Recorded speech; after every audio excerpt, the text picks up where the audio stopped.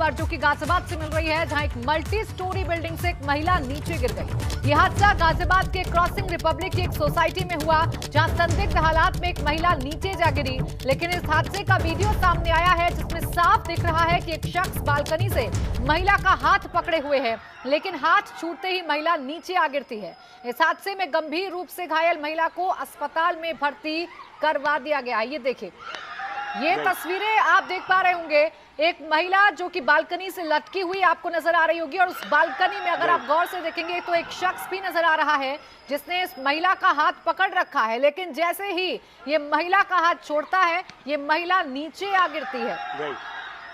शक्ति मेरे सहयोगी जुड़ गए ज्यादा जानकारी के साथ। शक्ति, क्या अपडेट मिल पा रहा है? ये शख्स कौन है, किस तरीके से पूरी घटना हुई है, क्या अपडेट? ये देखिए, ये शख्स कोई और नहीं है, शख्स महिला का नाम सरफराज बताया जा रहा है। ये क्रॉसिंग रिपब्लिक के सेवियर सोसाइटी का पूरा मामला है, जहां पर एक वीडियो वायरल हुआ है, और वीडियो कल का बताया जा रहा है।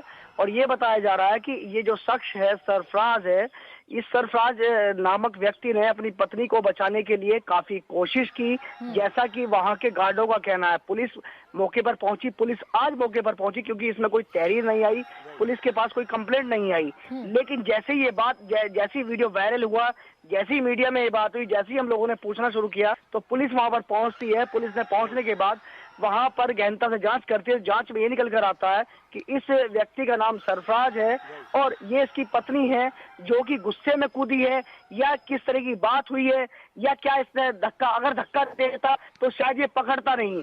लेकिन अभी पुलिस के सामने एक उलझन है कि आखिर मामला हुआ क्या है, क्योंकि पुलिस जब वहां पर पहुंची तो जो फ्लैट था, फ्लैट का ताला बंद था। बताया ये जा रहा है कि नोएडा के एक अस्पताल में महिला एडमिट है, और महिला का इलाज के लिए वहां पर भर्ती कराया गया है। लेकिन पुलिस को अभी तक कोई कंप्लेंट नहीं मिली, किसी ने पुलिस को बताया नहीं। वीडियो वायरल होने के बाद ये पूरा मामला संज्ञान में आया। संज्ञान में आने के बाद ही पुलिस ने तफ्तीश शुरू की। लेकिन जिस तरह की जो तस्वीर है वो बिल्कुल विपरीत होने वाली है कि एक महिला एक हाई राइज बिल्डिंग पर लटकी हुई है, और एक आदमी उसे बचाने की कोशिश कर रहा है, लेकिन वो बचा नहीं पाया। बिल्कुल शक्ति, और इस मामले में अब पुलिस की तफ्तीश के बाद ही सामने आएगा कि दरअसल ये पूरा मामला है क्या। फिलहाल बहुत शुक्रिया आपका तमाम जानकारी के लिए शक्ति।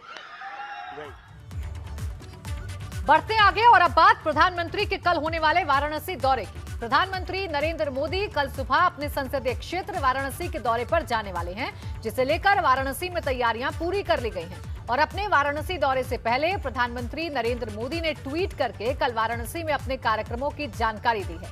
लेकिन पीएम मोदी के दौरे से ठीक पहले आज एक बार फिर से मुख्यमंत्री योगी आदित्यनाथ वाराणसी में मौजूद हैं। आपसे कुछ देर पहले सीएम योगी वाराणसी पहुंचे हैं, जहां वो कल प्रधानमंत्री के दौरे की तैयारियों का मुआयना और पीएम के कार्यक्रम स्थलों का निरीक्षण कर रहे हैं। तो ये देखिए, तस्वीरें हम आपको दिखा रहे हैं। पीएम मोदी कल अपने संसदीय क्षेत्र आ रहे हैं, जिसको लेकर तमाम तैयारियां पूरी कर ली गई।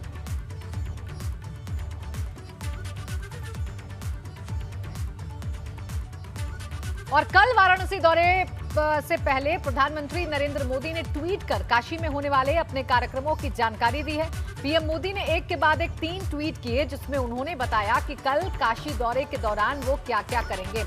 उन्होंने बताया है कि वो क्या क्या करेंगे, किस तरीके से उनका जो कार्यक्रम है वो रहेगा।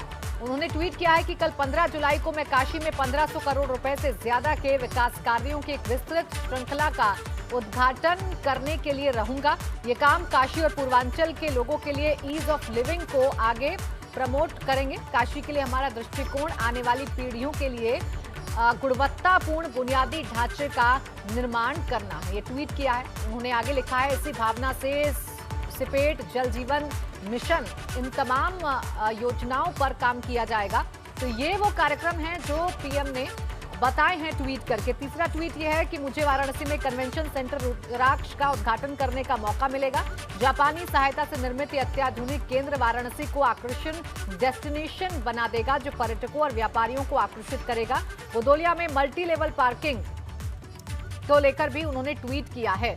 फिलहाल आपको देखिए, हम 6 तस्वीरें आपके टेलीविजन स्क्रीन पर दिखा रहे हैं पीएम मोदी के कल होने वाले कार्यक्रम के बारे में। इन 6 तस्वीरों के जरिए आप जान लीजिए। पीएम मोदी के आगमन से पहले काशी को सजाया गया है। कार्यक्रम को भव्य बनाने के लिए शहर में स्वागत की तैयारी की गई है। जगह जगह होर्डिंग्स लगे हैं। अलग अलग कार्यक्रमों के लिए पीएम के लिए अंगवस्त्र तैयार किए गए हैं। पीएम मोदी भारत जापान मैत्री के प्रतीक कन्वेंशन सेंटर जाएंगे और उसका उद्घाटन करेंगे। पीएम मोदी काशीवासियों को रोपैक्स बोट क्रूज का तोहफा देंगे। इस बोट में 200 सीटें हैं। इसके साथ ही इस पर वाहनों को ले जाने के लिए व्यवस्था है। पीएम नरेंद्र मोदी सरसुंदरलाल हॉस्पिटल की MCH विंग का भी उद्घाटन करेंगे। कोरोना की तीसरी लहर के मद्देनजर महिलाओं और बच्चों के बेहतर इलाज के लिए ये अलग विंग तैयार की गई है। इस दौरान पीएम मोदी एक जनसभा को भी संबोधित करेंगे। और इस खबर पर ज्यादा जानकारी के साथ मेरे सहयोगी नीतीश पांडे वाराणसी से जुड़ गए हैं। नीतीश, देखिए, पीएम के स्वागत के लिए काशी पूरी तरीके से तैयार है। फिलहाल सीएम योगी भी मौजूद हैं वाराणसी में, जो खुद तैयारियों को सुनिश्चित कर रहे हैं, खुद ये जायजा ले रहे हैं कि कहीं तैयारियों में कोई कमी तो नहीं है। क्या अपडेट्स आपके पास? प्राची, अगर बात करें तो प्रधानमंत्री के आगमन से पहले मुख्यमंत्री योगी बनारस पहुंच चुके हैं। सर्किट हाउस के बाहर हम मौजूद हैं और इसी सर्किट हाउस के भीतर मुख्यमंत्री प्रधानमंत्री के आगमन की तैयारियों को अंतिम रूप दे रहे हैं। बैठक जारी है, अधिकारियों की समीक्षा बैठक ले रहे हैं मुख्यमंत्री और तैयारियों को लेकर एक एक बिंदु पर बातचीत की जा रही है। संभावना यह भी जताई जा रही है कि थोड़ी देर बाद मुख्यमंत्री जो कार्यक्रम स्थल है वहां पर स्थलीय निरीक्षण के लिए एक बार फिर जाएं और तैयारियों को एक बार फिर से जांचें और परखें। कल जब प्रधानमंत्री काशी में होंगे तो मुख्यमंत्री उनका स्वागत भी करेंगे। उनका स्वागत अंग वस्त्र देकर करना है मुख्यमंत्री को एयरपोर्ट पर, बाबापुर एयरपोर्ट पर, और उसके बाद प्रधानमंत्री BHU हेलीपैड पहुंचेंगे। हेलीपैड के बाद उनका जो सभा स्थल है वहां पर जाएंगे। वहां पर परियोजनाओं की सौगात देंगे। लगभग 1550 करोड़ से ज़्यादा की परियोजनाओं की सौगात देंगे और वहां से MCH विंग के बाद एक बार और प्रधानमंत्री वापस जाएंगे हेलीपैड, और हेलीपैड के बाद फिर संपूर्णानंद मैदान के बाद रुद्राक्ष कन्वेंशन सेंटर, और रुद्राक्ष कन्वेंशन सेंटर से फिर संपूर्णानंद मैदान आएंगे और फिर प्रधानमंत्री काशी से वापस रवाना होंगे। लेकिन आपको बताएं कि काशी सजी हुई है। प्रधानमंत्री के आगमन को लेकर पूरे काशी में उत्साह दिखाई दे रहा है। रंग रोगन किया गया है, पूरी काशी को सजाया गया है, बैनर पोस्टर से पूरी काशी को पाट दिया गया है और जो लोग हैं वो भी उत्साहित नजर आ रहे हैं, चाहे वो रुद्राक्ष कन्वेंशन सेंटर हो या फिर BHU की MCH विंग हो या IIT मैदान हो। हर ओर आपको उत्साह दिखाई देगा। गीत गाए जा रहे हैं और अपना उत्साह प्रकट किया जा रहा है। प्राची, आपको बताएं कि प्रधानमंत्री का ये आगमन लगभग 8 महीने बाद हो रहा है और जब जब प्रधानमंत्री काशी आते हैं तो गंगा से संबंधी, गांव से संबंधी कोई ना कोई तोहफा ऐसा देते हैं जो पूरे काशी को, गांव से लेकर गंगा तक के सफर को दर्शाता हुआ नजर आ रहा है। और इस बार भी प्रधानमंत्री का जो दौरा है वो काशी की गंगा से लेकर गांव तक के विकास को साफ तौर पर दर्शाएगा। अगर गंगा की बात करें तो रो बोट और इसके साथ जो यहाँ के टूरिस्ट बोट जिसका उद्घाटन प्रधानमंत्री करेंगे वो, और इसके साथ गांव में अगर बात करें तो हर घर जल और हर घर नल, इसकी भी आधारशिला रखेंगे। तो अब गांवों में पानी पहुंचेगा, यानी गंगा से लेकर गांव तक के विकास का एक खाका खींचेंगे प्रधानमंत्री। आने वाले चुनाव में ये मंत्र भी काम आएगा कार्यकर्ताओं को। और इस बार प्रधानमंत्री, जिस तरह से संभावना जताई जा रही है कि IIT मैदान में तो वहां पर BJP के कार्यकर्ता भी मौजूद होंगे और इसके साथ काशी की जनता भी मौजूद होगी। सभी आतुर हैं प्रधानमंत्री को सुनने के लिए, योजनाओं के तोहफे को प्राप्त करने के लिए। काशी सज गई है और काशी तैयार है और प्रधानमंत्री का इंतजार है। प्राची, बिल्कुल, देखिए नीतीश, काशी पूरी तरीके से तैयार है अपने सांसद का स्वागत करने के लिए। लेकिन नीतीश, जब जब प्रधानमंत्री आते हैं अपने संसदीय क्षेत्र में तो वो तोहफे लेकर आते हैं, कई योजनाओं की सौगात लेकर आते हैं और इस बार भी वो लेकर आ रहे हैं। लेकिन इससे इतर जो लोग हैं वहां के काशी के, वो भी दिल खोलकर स्वागत करते हैं अपने सांसद का और इंतजार रहता है उनका। तो क्या इस बार भी कुछ इसी तरीके की तस्वीर है? निश्चित तौर पे जिस तरह से पहले तस्वीरें देखने में आती थी कि जब प्रधानमंत्री काशी आते थे और प्रधानमंत्री को सिर्फ और सिर्फ यहाँ का सांसद नहीं समझा जाता है बल्कि घरेलू सदस्य समझा जाता है। जब प्रधानमंत्री यहाँ पर आते हैं तो काशी की जनता उनके स्वागत के लिए पूरी तरह से सड़क पर उतर जाती है। और इस बार अगर खास तौर पर बात करें तो काशी की जनता ने उनके स्वागत के लिए पूरी तैयारी कर रखी है। जगह जगह पर दीप जलाए जाएंगे, जो बीजेपी की विंग है उसने अपनी खास तैयारियां की है। अगर बीजेपी की विंग की बात करें तो स्वागत द्वार बनाए गए हैं, पूरे शहर में बैनर और पोस्टर लगाए गए हैं, लेकिन आम जनता भी अपने घरों से दीपक जलाकर प्रधानमंत्री का स्वागत करने की तैयारी करके रखी हुई है। और इसके साथ ही आपको बता दूं प्राची कि जिस तरह से यहाँ पर प्रधानमंत्री का आगमन हो रहा है तो 3 कार्यक्रमों में 3 अलग अलग अंगवस्त्र प्रधानमंत्री को दिए जाएंगे, उनका स्वागत किया जाएगा। और जो वस्त्र हैं, अगर वस्त्रों की अगर बात करूं बहुत ही तो गर्मजोशी के साथ काशी में मैदान में स्वागत किया जाएगा अपने सांसद का, यानी देश के प्रधानमंत्री नरेंद्र मोदी का। बहुत बहुत शुक्रिया आपका नीतीश, तमाम जानकारी के लिए। बढ़ते आगे, सुहेलदेव भारतीय समाज पार्टी के अध्यक्ष पूर्व मंत्री ओम प्रकाश राजभर ने कांवड़ यात्रा को लेकर विवादित बयान दिया है। ओम प्रकाश राजभर ने कहा कि कांवड़ यात्रा में बच्चों को नशा करने की ट्रेनिंग दी जाती है और गरीब बच्चों को शिक्षा से दूर करने के लिए कांवड़ यात्रा चलाई जाती है।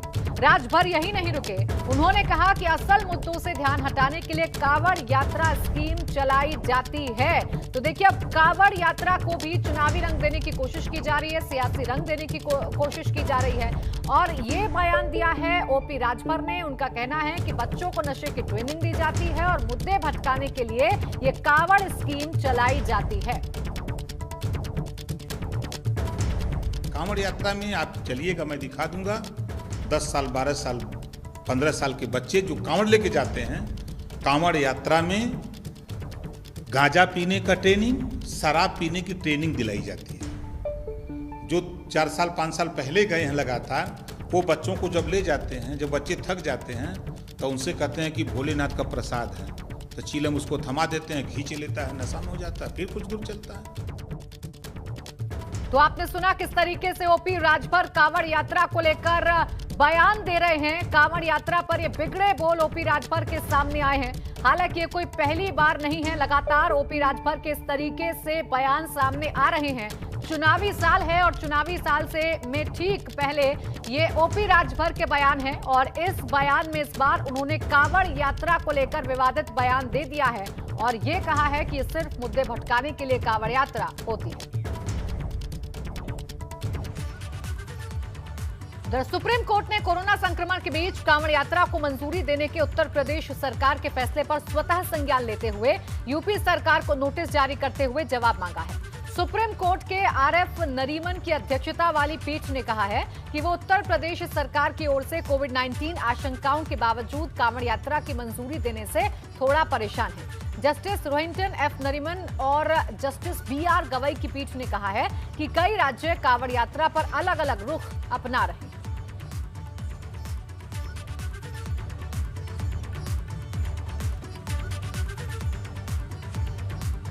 और अब आपको कांवड़ यात्रा का अपडेट देते हैं कि यूपी और उत्तराखंड में इसको लेकर क्या कुछ कहा जा रहा है। दरअसल एक और यूपी में कांवड़ यात्रा होगी तो उत्तराखंड में रोक लगा दी गई है। वहीं सुप्रीम कोर्ट ने यूपी में कांवड़ यात्रा को इजाजत देने पर स्वतः संज्ञान ले लिया है। देखिए, समझिए, यूपी में कांवड़ यात्रा को हरी झंडी मिल गई है, लेकिन उत्तराखंड में इस यात्रा पर रोक लगा दी गई है।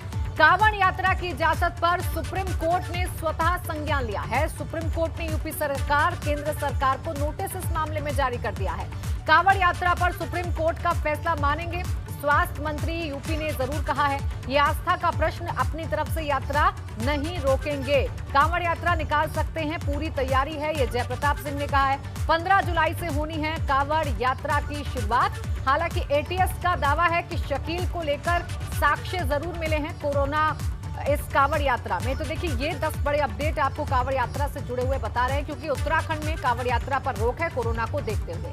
यूपी सरकार ने इजाजत दे दी है, लेकिन इस इजाजत पर नाराजगी सुप्रीम कोर्ट की तरफ से जताई गई है और सुप्रीम कोर्ट ने स्वतः संज्ञान लेते हुए यूपी सरकार और केंद्र सरकार को नोटिस जारी कर दिया है और पूछा है कि कैसे इस यात्रा को इजाजत दी जा रही है।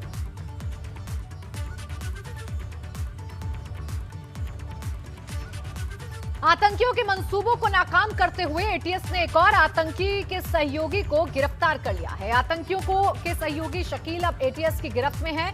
अलकायदा के आतंकियों को असलहा मुहैया कराने में शकील की बड़ी भूमिका रही। उसने चमनगंज निवासी शख्स से सौदा कराया और पिस्टल के साथ 3 चाकू दिलाए। आतंकियों ने इसके लिए एक मुश्त रकम चुकाई थी। ये खुलासा एटीएस की जांच में हुआ है। पिछले कई दिन से शकील एटीएस की हिरासत में है और उससे पूछताछ की जा रही है।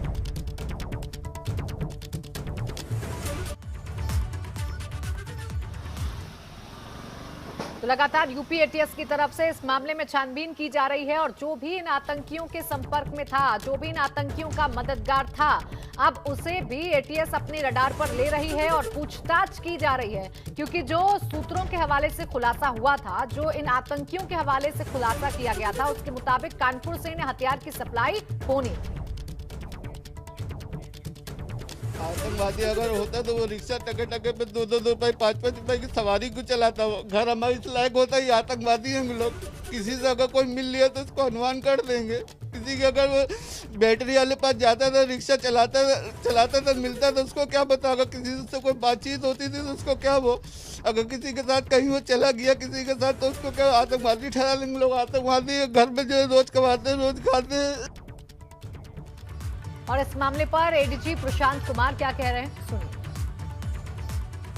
11 जुलाई को 2 अभियुक्त गिरफ्तार किए गए थे, जिनका संबंध अल-कायदा के इंडियन सब कॉन्टिनेंट मॉड्यूल से था और जिनकी मंशा यहाँ बड़ी घटना करने की थी, जिनका नाम क्रमशः मिनाज और मिशरुद्दीन था।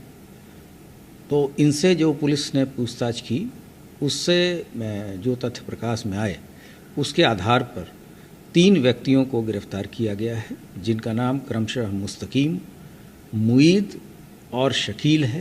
ये तीनों व्यक्ति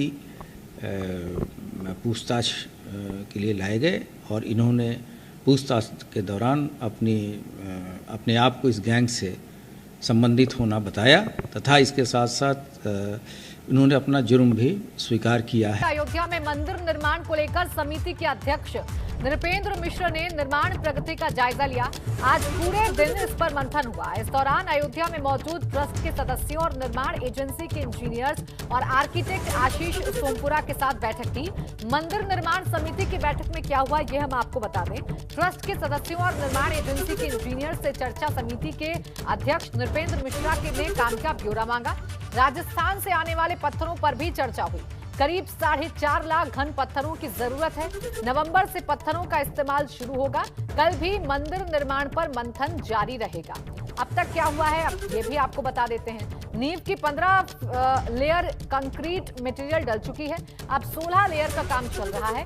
एक लेयर कंप्रेस होने के बाद 10 इंच होता है। 13 फुट से अधिक नींव की भराई हो चुकी है।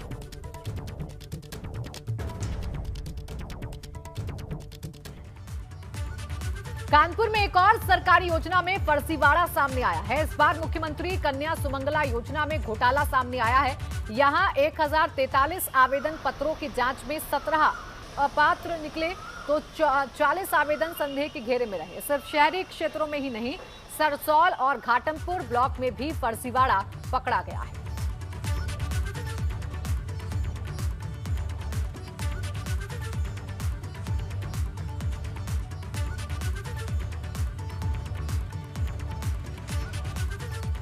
यूपी से टोक्यो ओलंपिक में जाने वाले सभी 10 खिलाड़ियों से सीएम योगी ने वीडियो कॉन्फ्रेंसिंग के जरिए बात की। इस दौरान सीएम ने खिलाड़ियों को हौसला बढ़ाया। कल पीएम मोदी ने ओलंपिक जाने वाले खिलाड़ियों से संवाद किया था।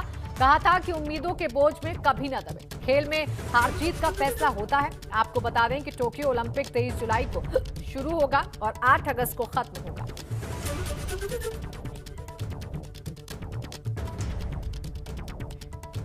में ज्यादातर मेरठ और उसके आसपास के क्षेत्र के हैं और इसीलिए राज्य सरकार ने तय किया, स्पोर्ट्स आइटम के लिए मेरठ बहुत पहले से जाना जाता है। हम लोगों ने 1 डिस्ट्रिक्ट 1 प्रोडक्ट की जो अपनी अभिनव योजना 2018 में प्रदेश से प्रारंभ की, उसमें मेरठ को 1 डिस्ट्रिक्ट 1 प्रोडक्ट में स्पोर्ट्स आइटम के लिए ही हम लोगों ने चुना और उसकी ब्रांडिंग करने, उसकी मार्केटिंग के लिए हम लोगों ने हर स्तर पर प्रयास प्रारंभ किए और आज हम लोग एक स्पोर्ट्स यूनिवर्सिटी भी मेरठ में दे रहे हैं। ये मेरठ में बनने वाला हमारा स्पोर्ट्स यूनिवर्सिटी जो होगा, इन सभी खिलाड़ियों को अपने साथ जोड़ने में मदद मिलेगी और इनकी प्रतिभा और इनकी ऊर्जा का लाभ हमें राज्य के अपने यूथ को आगे बढ़ाने और खेल प्रतिभाओं को आगे बढ़ाने के लिए एक नए मंच के रूप में यह स्पोर्ट्स यूनिवर्सिटी मेरठ के माध्यम से प्रदेश के खिलाड़ियों को आगे बढ़ने का एक प्लेटफॉर्म उपलब्ध कराएगा।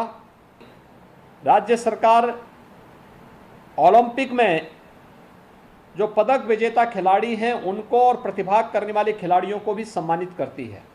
खासतौर पर एकल खिलाड़ी अगर स्वर्ण पदक जीतता है तो 6 करोड़ रुपए, रजत पदक पे 4 करोड़, कांस्य पदक में 2 करोड़ और प्रतिभाग करने पर 10 लाख रुपए प्रति खिलाड़ी राज्य सरकार प्रत्येक खिलाड़ी को अपनी ओर से सहयोग करती है। पिछले कई दिनों से भीषण गर्मी और उमस की मार झेल रहे दिल्ली एनसीआर समेत पश्चिमी यूपी के कई जिलों में आज भारी बारिश से बड़ी राहत मिली। मौसम विभाग के अनुमान के मुताबिक ही आज सुबह से कई जिलों में बारिश हुई। हालांकि लंबे इंतजार के बाद हुई बारिश ने गर्मी से तो निजात दिला दी, लेकिन एक बार फिर से तैयारियों की पोल खुल गई, क्योंकि शहरों में जहां जल जमाव और ट्रैफिक जाम से लोगों को दो चार होना पड़ा, तो ग्रामीण इलाकों में बारिश का पानी किसानों के लिए आफत लेकर आया।